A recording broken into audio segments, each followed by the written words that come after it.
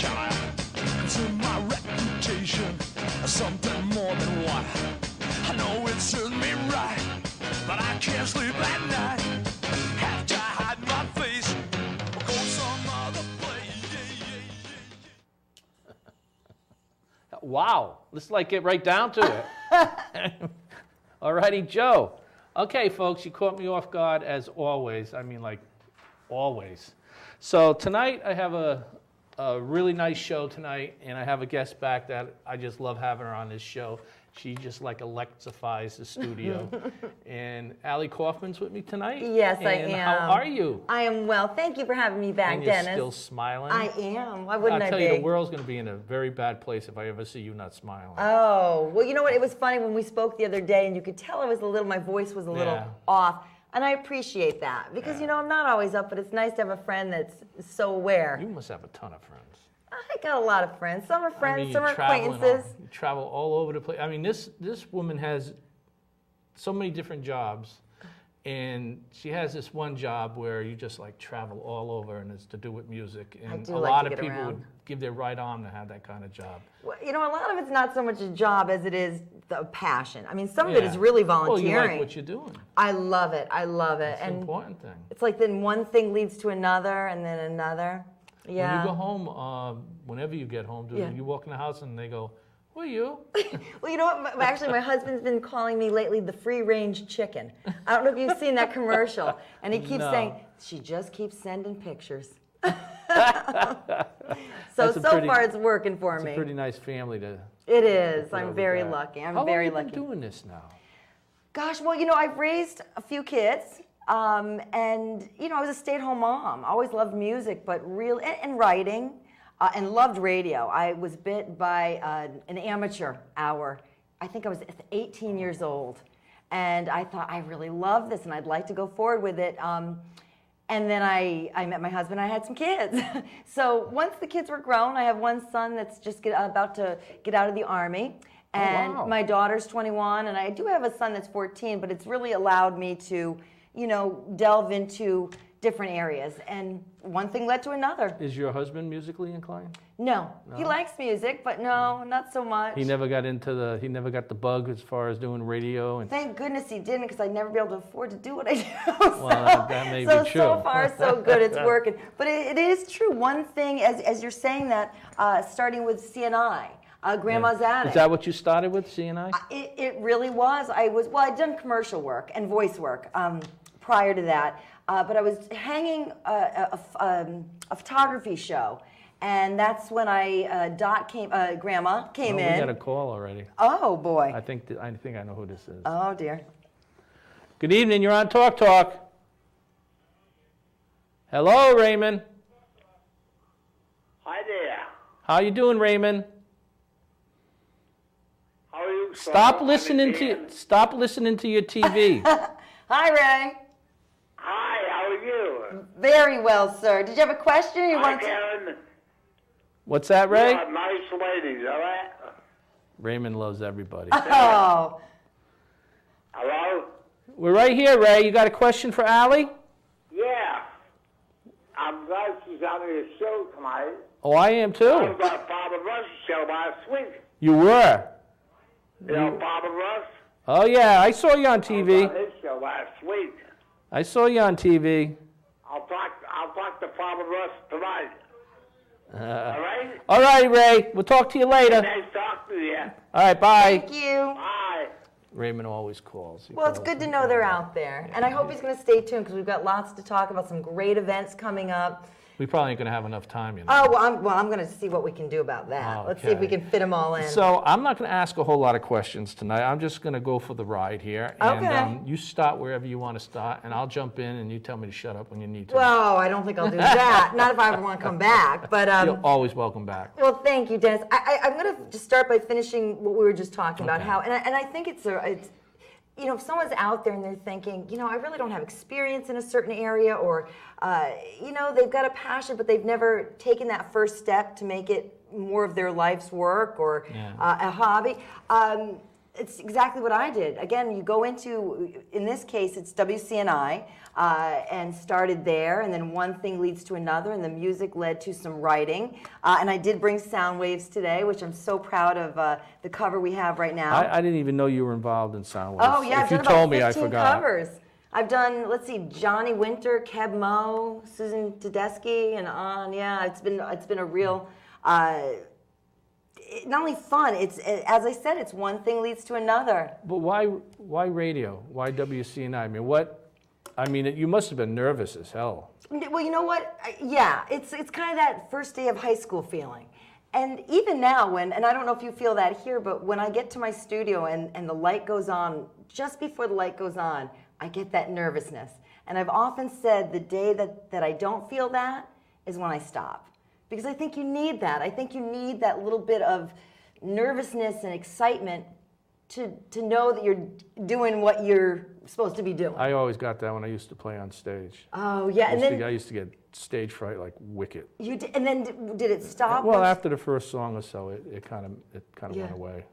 I'm gonna let you know that out of in interviews I've done, again, covers for sound waves. I write for Elmore Magazine out in New York. I've done a cover for them. In all my interviews, and then of course we've got this other one with David Foss. These people get just as nervous as you're talking about. Oh, I bet. Really some big never get people. over it. They just, again, that right before, but as you said, the minute they get out there and they get in the zone, and then they're fine. And The first show you did on WCNI, was it called Morning Mojo? Yeah, well, what I started with, I got very lucky. Once I got in there, and anyone can do this, you get into it, you do the training, and you get on a sub list. And then you wait to see, you hope someone's gonna not be ill, but you want your chance at it. So I did that for a short while, and then Dana, whose very popular show, Out of the Blues, Oh, yeah. which I'm thrilled you're representing in that T-shirt today. Mr. Blues. It's great, and he does such a great show. I mean, he's been doing this, I think, maybe 19 years, and he has such a following, and he's so adept at what he does. He's turned me onto a lot of blues. He's- I never really got involved with blues until I heard his show. Yeah, it's terrific. So he took me under his wing, and he really, let me hang out at the show, let me do the show with him, and that gave me the confidence to go ahead and try for my own, and then you just do it. It is different. I do another show, actually up in Eastern Connecticut on WILI, and that's a talk show. And that, I have an engineer, and you talk, it's very different. But at WCNI, you really learn how to do everything because you don't have an engineer. You work the boards, you do the programs, if you interview, you set all that up. So it's been a great learning experience. And it's kind of like the last of a dying breed, that type of station. I mean, It is old school. It's, very old school, Yeah. and there's no holds barred. I mean, anything goes. Except your language. We do it here to the FCC. Yes, that's true. Yeah. But I mean, as far as a style of music, there's no one giving you a playlist. I No. mean, it's all up to. And the first thing I found out about WCNI was that a lot of the DJs, I always thought they were college kids that were doing the shows, but No. it's not. And you're not really part of the college. No, we pay rent to the college. We do have students, and there's a certain ratio breakdown that it's got to be. But don't forget, the students go home, and the students are only there for a certain amount of years. Yeah. So you really need the community to step up. And to speak to what you're saying, you couldn't be more right. I mean, you can go from listening to jazz to polka. Each DJ really brings what they're passionate about to the table. And the polka's up in like the top 5, top It's 3. huge. I mean, I don't know what Who we'd do would've without thought them it? during the marathon. Again, it's a large group out there, and where else are you going to hear that? You'd have to look for it. So moving along here, Okay. when I am hearing you say a few times now about doing the covers, Yes. in my mind's thinking, oh, she designed this cover, but I don't think that's what you're talking about. No. It's the writing. I've done about a little over a dozen cover stories for Sound Waves. Again, meaning the interview that makes the cover. I've also done actually the last hard copy of Elmore Magazine. See, I never heard of that magazine. Oh, it's wonderful. It's a blues magazine, and I did their last hard copy because then they went to internet, and I believe they're coming back with a 10th anniversary issue. But that was a real thrill. I interviewed story was about musicians that are also artists in other mediums. So I got to interview Julian Lennon. Wow. It was about 8 artists. The guy from Sting, the guy from The Police, Andy Summers, Bill Kreutzmann from The Dead, Tony Bennett, Grace Slick. Grace Slick was terrific. I can imagine. What a great broad she is. Yeah, she was a lot of fun. So again, you don't have to hook you up because you can actually read it online still. It was a really a lot of fun. As I've noticed a few magazines have done that. A few blues magazines I used to get are now strictly gone internet. Well, it's tough, you know. I mean, the advertising is really what drives it. And when advertisers shy away and go to other mediums, it's hard to, you know. So, you know, it's evolving. Again, you know, you're talking to me who I still spin records. So I like something that you can pick up and look at, and a book is still something that's paper to me. But not everybody is like that. So, you know, it's got to be a balance. But I do adore, I mean, and as I said, I may never make bank, but I'm rich in joy and experience. So in Sound Waves, yes. This month, you interviewed James Montgomery. I did, and you know, I'm really proud of this, and I do hope everyone will pick it up. Not only for the stories, the reviews. Jack Chaplin and his daughter are now doing a column in here. There's a lot of really terrific stuff in here, and you know, you can find out about the music. But this cover story this month with James Montgomery is one of my favorites, I have to say.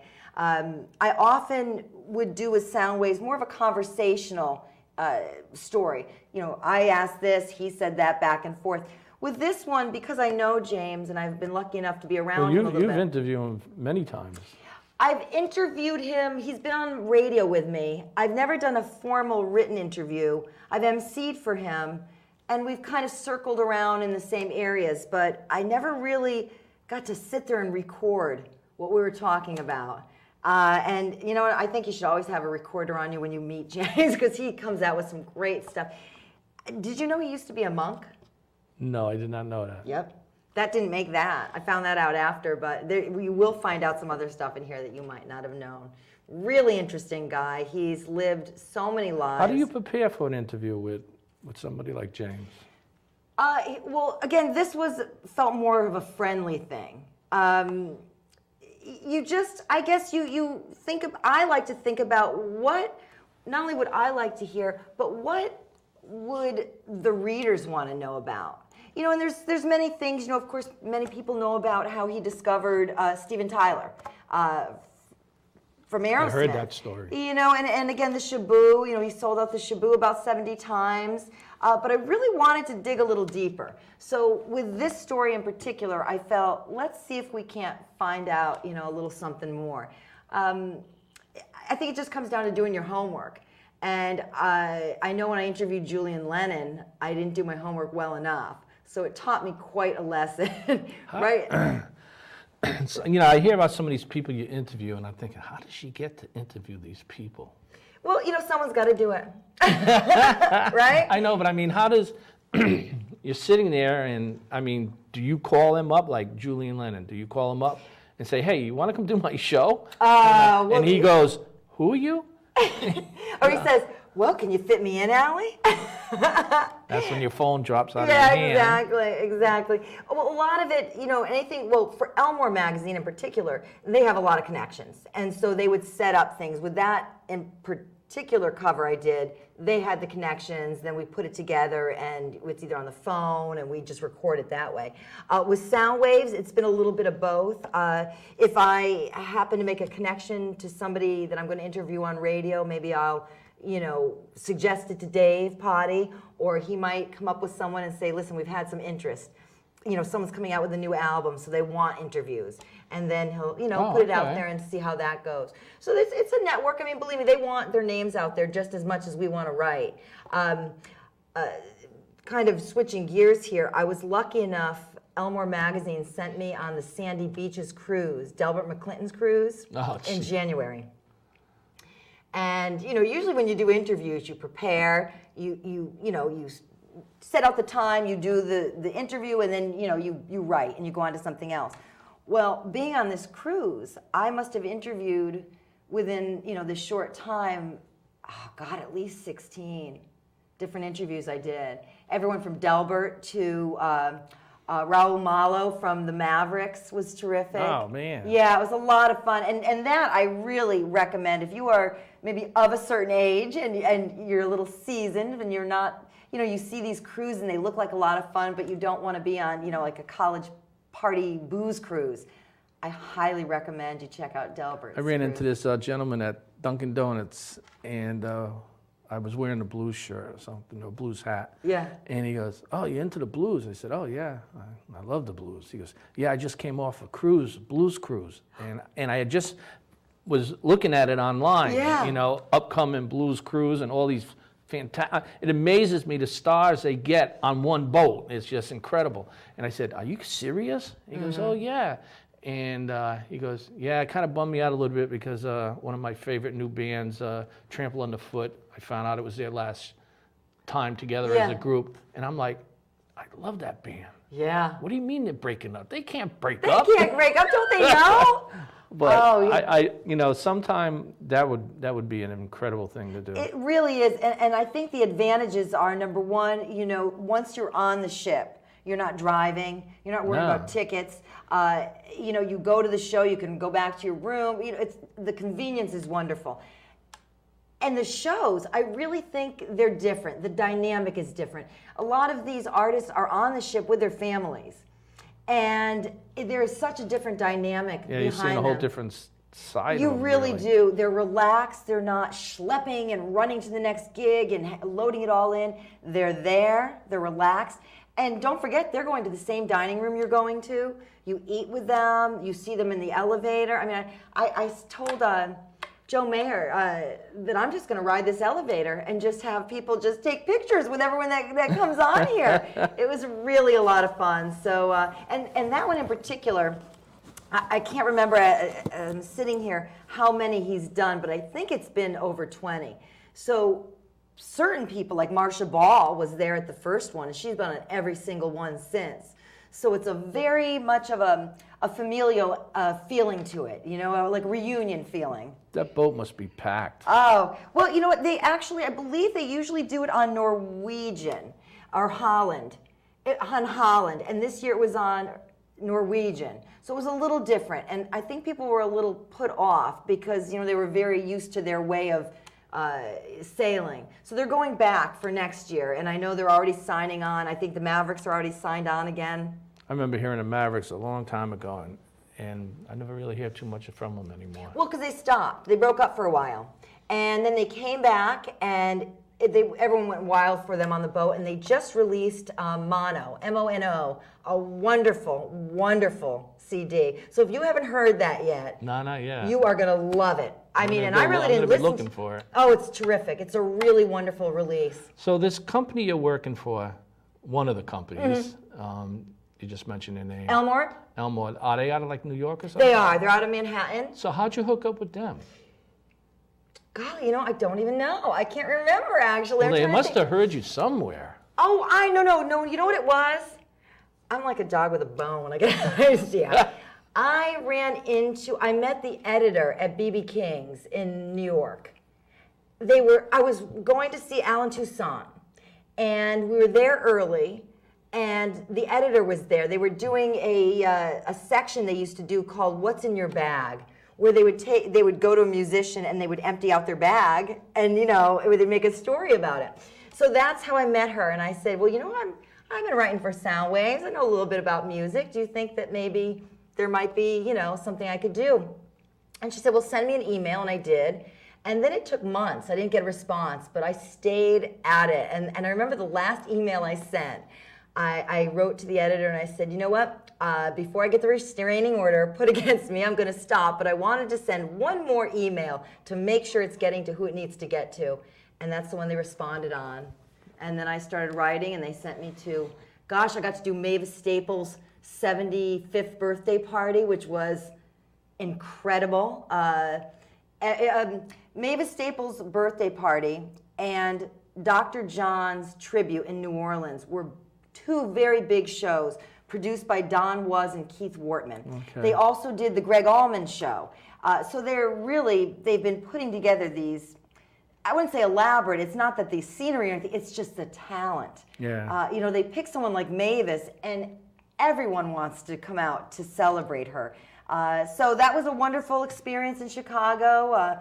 One highlight from that show was a stage with a half circle. Greg Allman, Taj Mahal, Bonnie Raitt, Mavis Staples, and Otis Clay, I believe it was. At one time on one stage. Just right there, and they sang the first song that Pop Staples ever taught Little Miss Mavis, and that was Let the Circle Be Unbroken, or Will the Circle Be Unbroken.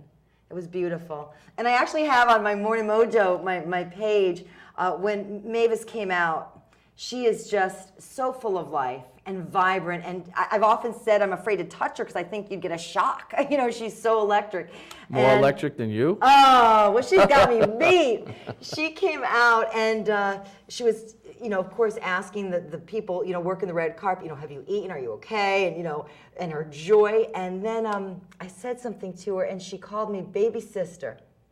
And I got it on tape, and I thought, well, you know what? That just made your day. Oh, that made more than my day, yeah. So they're all wonderful experiences, but it's nothing that, you know, I do that someone else can't do. So, you know, I've been lucky that way. I've had some great experiences. So, did we mention when your show is on? Morning Mojo is on WCNI from 9 to noon on Tuesday mornings. 90.9. 90.9, but if you are out of our range, which actually goes pretty far, we're really proud of the fact that being one of the top 12 stations in the country, we were picked up on iHeartRadio and TuneIn. So you can stream us live from our website as well. You can stream us too. So I'm telling you, folks, this is one of the greatest radio stations I've ever listened to. And one of the things that makes it great is you can be sitting there, you can tune in at 8 o'clock, listen to some great stuff till 9 o'clock, and then the whole format changes. And you'll find yourself listening to. I caught a show on one time. I always talk about this. Yeah. I'm listening to this bunch of talking going on the radio. Yeah. And I'm thinking, what the hell is this? And then it dawned on me, I was listening to an old radio show, and it was an old Shadow show. And I mean, that's how far the range of this station is. You really, when you've had enough of everything, and this is, I get very involved in politics, all that crap. When I reach here with it, I turn on WCNI. Just drags me right back down. Yeah, and commercial free. Puts me back where I want to be. Thank you. That's a huge compliment. Well, it just relaxes you. Yeah. Or depending on the music, it gets unless you going. it's the metal show. That's not going to be too relaxing. But yeah, that's exactly what we strive to do. We really just want to give people an alternative. And you can call in with requests. You can. Now, some of us are better at filling requests. Sometimes when you call Morning Mojo to get a request, I fill it the next week when I find it. But that's a hook to get you back. I mean, I'm sure when you go in there, you already pretty much got your show in mind of what you're going to do. Yeah, sometimes. Well, and I do a lot of interviews. I do an average of, I think in a month, you know, say 4 shows, 3 of them have interviews. So I do on a radio. lot. Yeah. Now, Julian Lennon, did you interview him on? I didn't do him on radio. He was for Elmore, but I had, interestingly enough, James McCartney, Paul McCartney's son, came in my studio. I couldn't even believe it. Yeah. Did he look like his dad? He looks like a mix of his dad and his mom. He's very light, like his mom and the blonde, but he's got his dad's eyes. And what was interesting, he's painfully shy. I interviewed him about a week before. I don't know if anyone remembers this, but he did an interview with the BBC, and it was terrible. I mean, they just caught him off guard. It was just really bad. And he came to my studio, and he is painfully shy, like cripplingly shy. So sweet, so kind, but very shy, and I can understand why. I mean, he's probably had people clawing at him and pawing at him his whole life. Julian must be like that, too. No, completely the opposite. I found Julian to be articulate. Not that James was any slouch or lesser, but articulate and clever and sharp. Really reminded me of his father. That was really hard to do, that interview, to hear his voice. Oh, I know. Because it was John Lennon's voice. Sometime we'll play this game. I've got all these interviews saved. We'll play Who's That She's Interviewing. But he sounded just like John Lennon. and just clever as I could remember be. the first time I heard him when his song first came out. I thought it was John Lennon. Yeah. Oh, he I mean, sounds it's very much amazing. like him. Very much like him. Kind, very. He was one. He gave me about 45 minutes, which is unusual. Usually, sometimes you have to do an interview in 15, but he gave me about 45.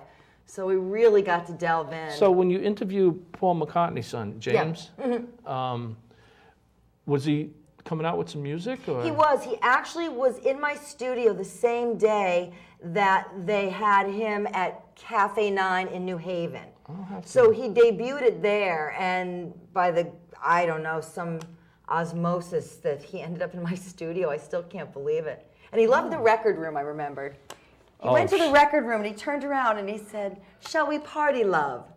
At that point, I thought, I'm shutting down CNI and we are out of here. Really nice guy, though. A lot of fun. So your interview with James on Soundview, how long does something like that take you? You know, it really depends. I mean, it's all about the artist and what they've got going on. And, you know, you just never know what you're going to get. I mean, some artists, I think, oh, this is going to be terrific. They're just going to have so much to say. And then it's like pulling teeth. And other ones that you think, how am I going to get through this? Like with Grace Slick, I thought she was going to chew me up and spit me out. She looks like she can be mean if you piss her off. She was terrific. So great. And she had so many, and you know, I think part of that for that interview was because I was asking about their art as opposed to their music. And I think that was kind of a fresh take on what they're always asked about. Before we get off the Grace Slick, and I don't want to forget anything, but I will tell you this quote.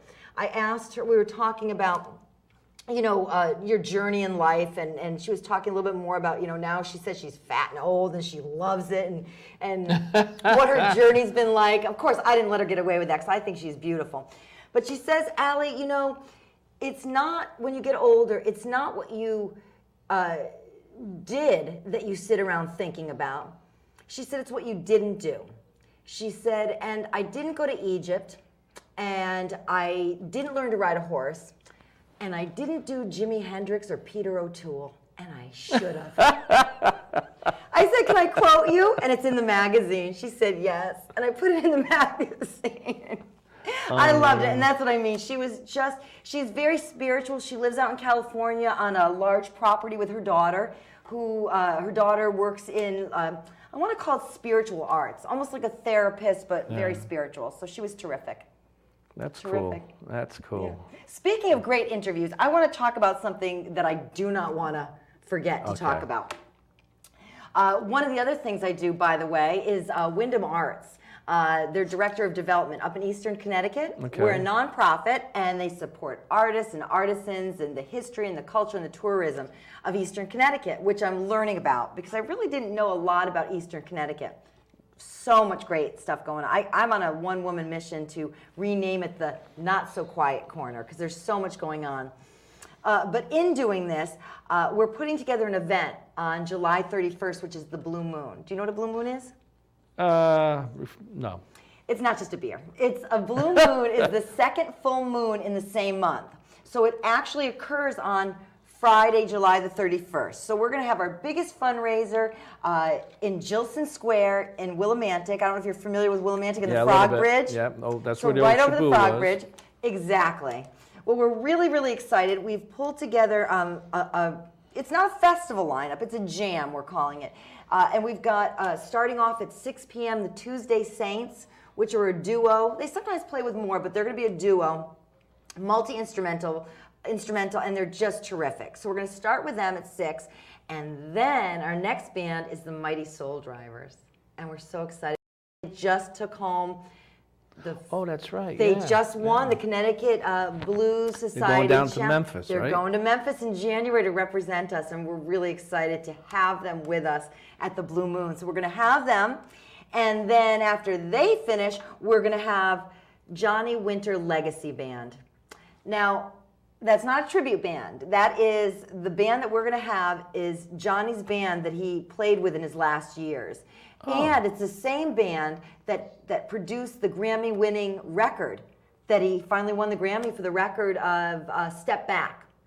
So we're going to have, when I say everybody on that, the players are on it. We don't have, the guests like, I have I think his last CD that he put out, Johnny Winters, where he has a variety of artists that perform on it with him. No, there were 2. He did Oh, Roots, really? and then That's he the did. one, You've got Roots. Roots. Then you're Yeah. gonna love Step Back. I gotta get you Oh. some music. I've got some great music for you. Step Back was basically the part 2 to Roots. Oh. When Johnny put together Roots, it took him 15 minutes to pick those songs, and he loved it. He had such a good time putting it together. So Step Back is just that part 2. It was the same thing. He picked songs he loved. Same artist or different artist? No, all different artists. I think we've got Eric Clapton on this one, Ben Harper. I mean, it's just incredible, the artist. Jeff Beck, maybe?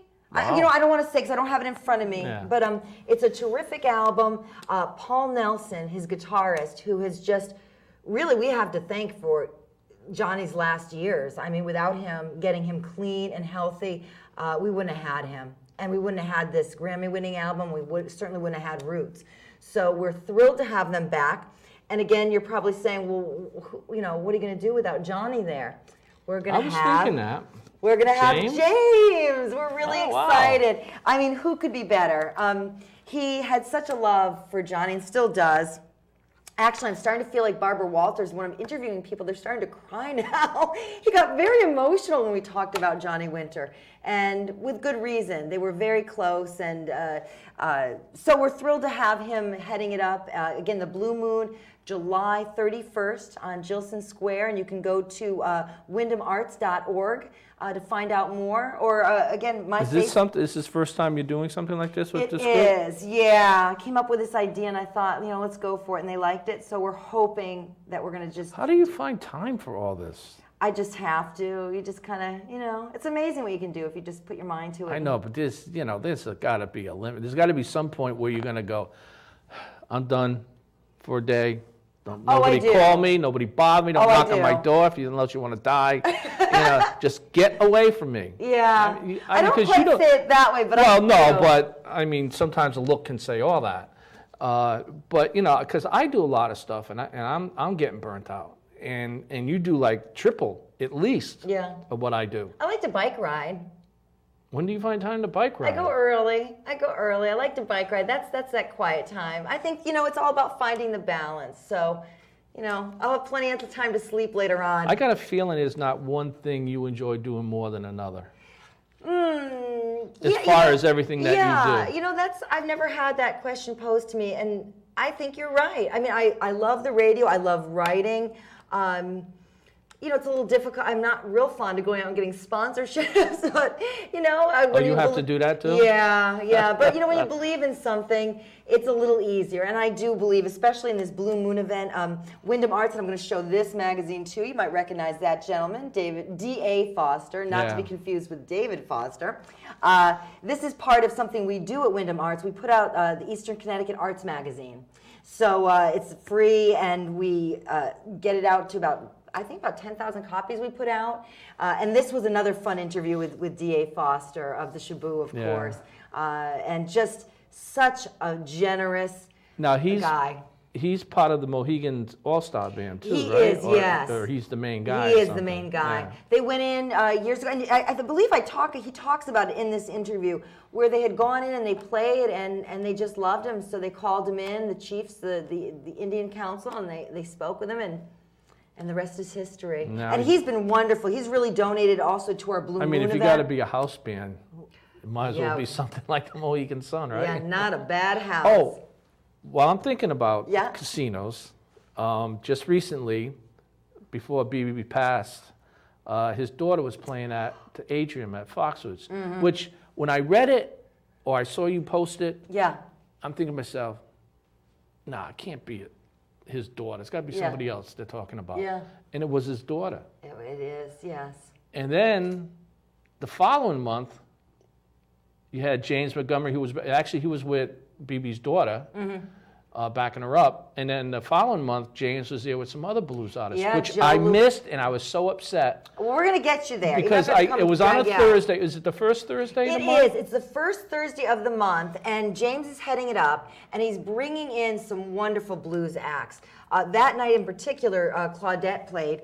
It was towards the end. I think it was about a week before her dad passed. and she talked about him. She was headed out to see him after the show. It was very poignant, but it was celebratory because we just love him so much. You know, there's so much to be happy about. This is going to be a regular, at this point in time, this is going to be a regular thing. It is. And really check and see, you know, check on, you know, maybe James, his Facebook or his website, or, you know, I don't know how much digging you have to do on the Foxwoods site, but just know that the Atrium at Foxwoods, it's a free show. It's going to be the first Thursday of every month. And, you know, James has so many incredible blues artists. Oh, I know it. I can't believe, you know, well, right now I'm actually in there rehabbing the place. Yeah. No, that's what I do. But it's about time they did something like this. First of all, I couldn't believe it that they were doing it there. I mean, it's probably the happiest place in the casino. And we got a live mic open somewhere. I don't know if you hear that, Joe, but some mic's open somewhere outside of here. But and I think free. And it's free. That's another thing. It's free. Yeah. Are you kidding me? Yeah, it's a wonderful, wonderful evening. And if you don't want to sit inside the bar area, there's plenty of places to sit right All the way outside, and around. you just sit and you just listen. It's right there. Yeah, Great. and you can get really, you know, and then they usually do a couple sets. And I know James always hangs out, he comes out, he talks to people, and it's really a lovely night. It really is. And I'm going to say something else. If you go, there's someone that last time I went to see Joe Louis Walker with Paul Nelson. He was young. And don't forget his band that backs up James. I mean, I don't know the name exactly, but, you know, we've got someone from the Uptown Horns. And It's a variety of people. It's an incredible talent. And I'm such a proponent of people that make our favorite songs our favorite songs.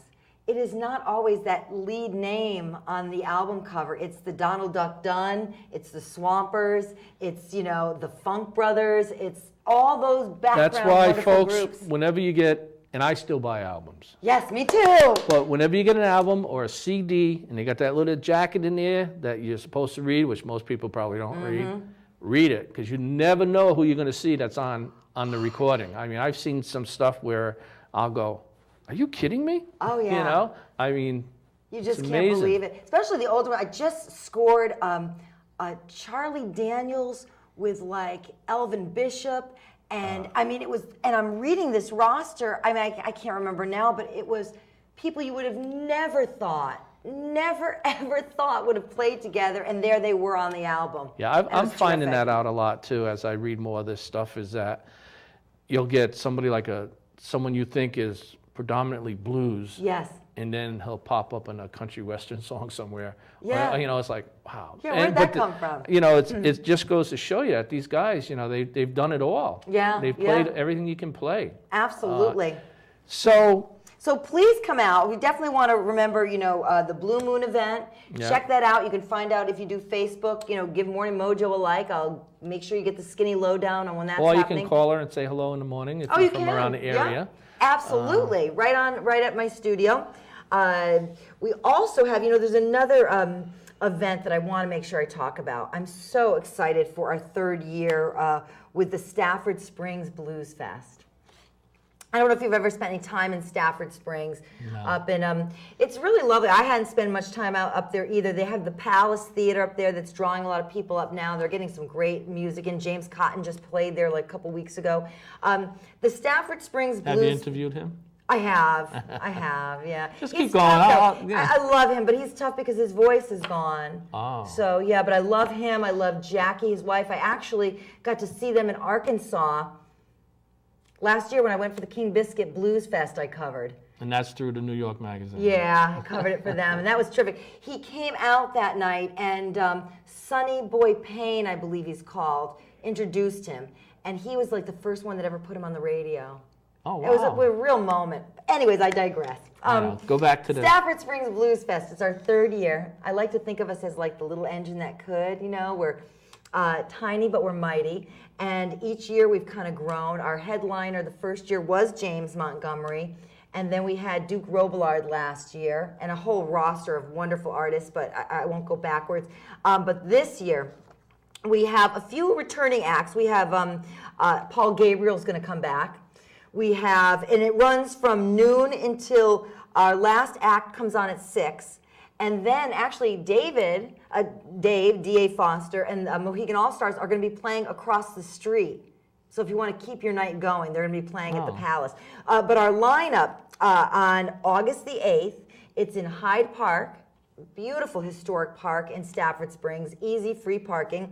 We're starting off with Josh Scussel. He's a local favorite who was really ill last year and couldn't make it. So he's gotten his illness under control, and we're thrilled to have him back. Paul Gabriel. And then we're going to have something really interesting. It's called the Northeast Blues Harmonica Showcase.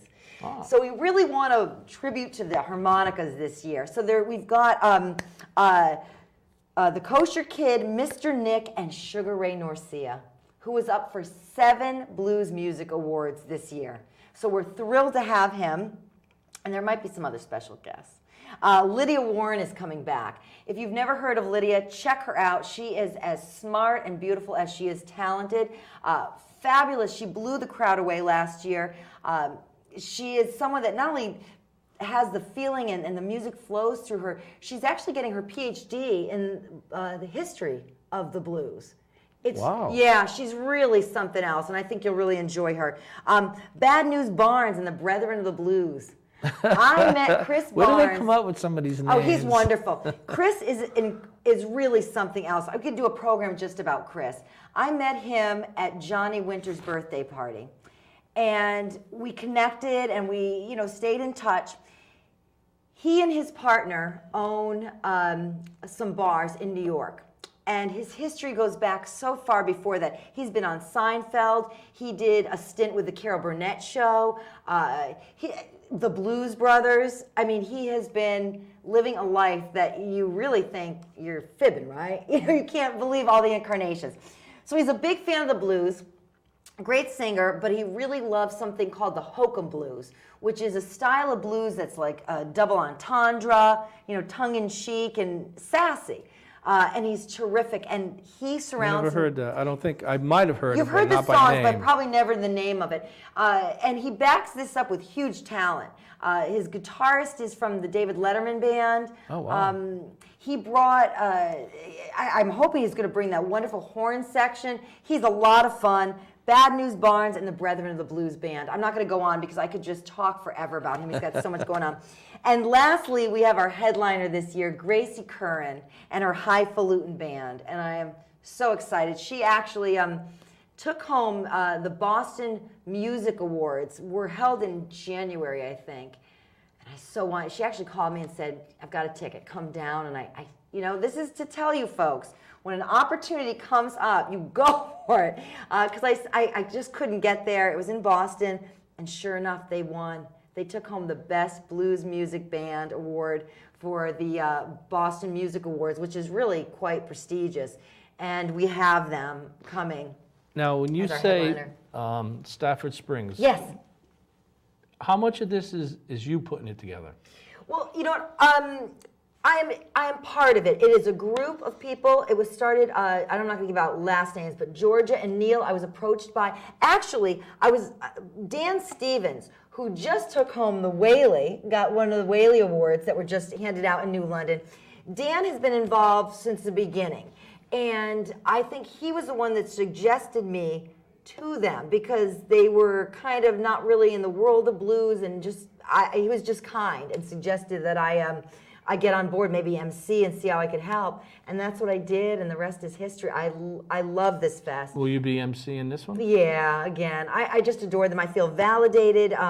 They're very inclusive, and they really go the extra mile to make sure not only every guest has the best experience possible, but the artists. They really care about, treating the artists right and making sure that for the time they're with us, they enjoy it and want to come back. So, who out there would you like to interview that you haven't yet?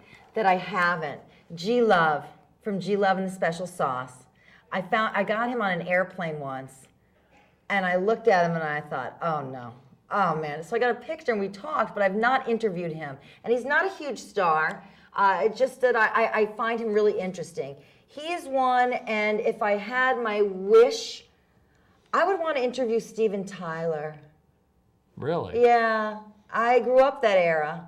And I think that he's been through this evolution where, you know, the craziness and the drugs and the women and the wives and the others and all the way, and somehow, you know, they still make hits. You know, I was into Aerosmith way in the beginning, and then they went through that period Yeah. where they just got overloaded. Yeah. And they kind of just disappeared for a while. Yeah. But if they gave out awards for comebacks, Yeah. they would definitely be probably in the top 2. Because when think they you're came right. back, they came back with such a vengeance. Roaring. And they've been here ever since. Yeah. And that to me is amazing. Yeah. When you can crash that low Yeah. and then pull you guys together and bam, Yeah. And bounce back up. to the top. Yeah. And they made some incredible music in the beginning too, which They amazed sure me how did. they even did it, but they did. Yeah, yeah. When you think of some of those stories that I've heard, you know, how they actually, especially the live shows, how they got through some of those. One of my favorite blues players, guitar players, singers is Walter Trout. Oh, and thank goodness he's doing better. Oh, I know it. I know. Actually, I just seen a picture of him on Facebook with him. They did the Royal Albert Hall. Oh, he was at the Yeah. Lead Belly. Yep, the event. Lead I almost Belly. went to and that. You go on Facebook and you can Yeah. see his wife. They got a Marie. Marie. They got a thing where she came on and introduced him, which was fantastic. Oh, it must have been. It tugged at you. Yeah. And then he come out and he played, and of course all these other people. But the one I just saw before I came here, it was him and Eric Burden. And I was saying, my God, these guys look old. Yeah. Does Eric look old? And they still, yes, Really? he does. He looks very old, but his voice is just still there. Yeah. I mean, it's like this incredible voice is aging around it, but the voice ain't aging. It's just like there. And you know, I was thinking about it and thinking to myself, and you're kind of like in this situation, you know, you're around all these people. You know, it's like people I look to, and a lot of people I admire, and to be like just kind of hanging out, you know, and you're not looking at them the same way. You're not looking at them as a fan. They're just somebody you jam with or talk to or whatever. And if I could do it over again, I would love to be in that kind of situation. I mean, what a world. Get yourself on a cruise. I'm telling you, that's what it's like. They're sitting there. You know, you're probably right. They are sitting there, and you just, you know, you're all on. I wonder if I could talk my wife into going on a cruise. Oh, I bet you could. Have her talk to me. I'll talk her into it for you. She's her idea of music, and I love you, but it's Josh Groban. That's like her cradle rocker. I mean, first time she saw him, he was 17 years old on stage, and she fell in love with him. And I said, "You're rocking a cradle, girl. He's way too young. Leave him alone." You know. Well, I see a balance there. We have more festivals more festivals and stuff coming. Well, definitely the Blue Moon. I hope people will check out that. Again, Stafford Springs Blues Fest on August 8th. Super excited about a wonderful day of blues. Coming up this weekend, though, I know a lot of people check out Hartford. You know, Black Eyed Sally's is a great blues club. James Verano out there and Dara, his wife, have really kept their standards high. They keep bringing in terrific acts. Now, the Black Eyed and Blues Fest is going to be on Saturday, June the 20th. That's coming up this weekend. And again, great talent. What's the Orb Mellon, who has competed in many of the challenges. Sugar Ray and the Blue Tones will be there. Brandon Santini. The Balkan Brothers, who are really getting a lot of buzz lately. They came out with their Red Rover CD, and it's been just... They've been getting a lot of really great press. And we got the Mystic Blues Festival coming up. That's coming up the last weekend in June. Yeah, it's 3 days. I believe Friday night they're doing, I just can't comment. I don't know all who's playing. No, I can't. But it's Friday, track Saturday, of it. Sunday. I do know Just that. Just go there and hang out. To all these things. I mean, it's really important, I think, that we support these musicians. I mean, you know, they do look so glamorous up there on stage, but I've got news for you. They need to feed their families. You know, there's not a lot of musicians that have, you know, an insurance. A lot of these festivals, concerts, blues in general. I really don't remember when I was younger growing up and playing in music and all. I never really got into the blues. It didn't seem it was that big in this area. How much of do you contribute this to say the casinos come into this area? Because when the casinos came here, they brought incredible talent to this area. Yeah. They brought people to concerts that if they didn't come here, you would never go in to see them because they were just too far out of reach. Do you think that's had a big play in the kind of what we're seeing happening now? I mean, what brought blues out, I don't want to say out of the closet because it's always been there, but for this area, it just seemed to me like, you know, blues wasn't as big as it is now. Well, you know, I would not discount that. I think that that is true. That, you know, if you get a blues act that's got a good paying gig at the casino, that means that there's a chance they're going to be able to play for a little lesser money at a smaller venue, you know, which they call like usually a gas money gig, maybe during the week or something like that to fill in. Up the space. So I absolutely think that's been a boon. But I also think you can't overlook the Connecticut Blues Society. You know, Ed Stack, the president out there, and Sue Meeker, and, you know, all the people that really make sure that, you know, music lovers know where to go, know who's playing. You know, and if you are a music lover or you think, well, you know, where do I go to see these bands? Check out the Connecticut Blues Society. So how long have they been around? Oh, Lord, I long? don't know. It's been a while. It's been quite a while. I don't know how many years, and I'm going to have to check with Ed to make sure I do know. But check out their website because they will put you on an email list, and Ed puts out a comprehensive list of who's playing every weekend. I'll have to check that out. Yeah, so I think that and just, you know, the blues is a family, you know? Yeah, I love that's true. That's one of the things I love about the blues. I mean, Yeah. it's like a big family. It's not like you can have people, to me it seems like you can have people in the Blues Society that are mega stars, but they don't act like mega stars. No. You know, they don't get pampered. No, they treat their fans like friends. And I think it's a different level of, you know, everyone has their own version of what success is. And for some, it's playing, you know, some giant stadium like the Rolling Stones. For others, it's being able to put chicken nuggets in their kid's mouth and be able to stay on the road and play, you know. So Red Young told me, he played with Willie Nelson for years and years, and he said one day they were in a bar, like a really cruddy bar, and they're schlepping stuff in. One of the guitar player says to Willie, "Willie, how long are we going to have to do this?" And Willie looks at him and says, "Forever if we're lucky." And I love it. So that kind of illustrates, you know. We're down to 2 minutes, and we've covered all kinds of stuff. What's the newest thing up for you? What's next on your agenda? Oh, I'm just gonna keep on keeping on. I'm pushing this blue moon. I'm so hoping that WyndhamArts.org is going to continue to grow and help not only artists but musicians and people that maybe don't have a chance to have a creative experience. We hope to help them with that with the funds we raise. I'm going to keep writing, and, you know, I still love doing the commercials. You might still see me on some TV commercials that I do. I've never seen you on a TV commercial. The Heyman commercial, where I'm texting and driving. She gets in an accident.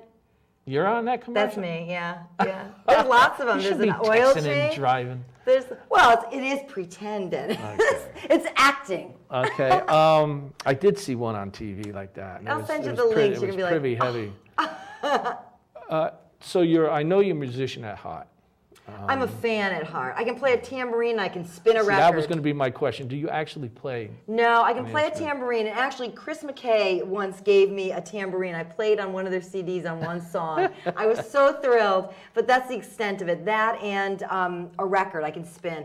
It is magic to me how musicians get it in their head and then it comes out through them. I know it. I think it's amazing, but I do not have that talent. And I don't think a lot of people realize, too, how much a producer has to do with creating a record or a CD of a band.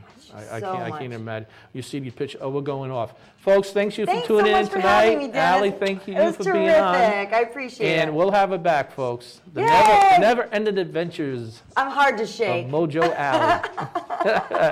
All right, folks. Thank you. Good night. Thank you.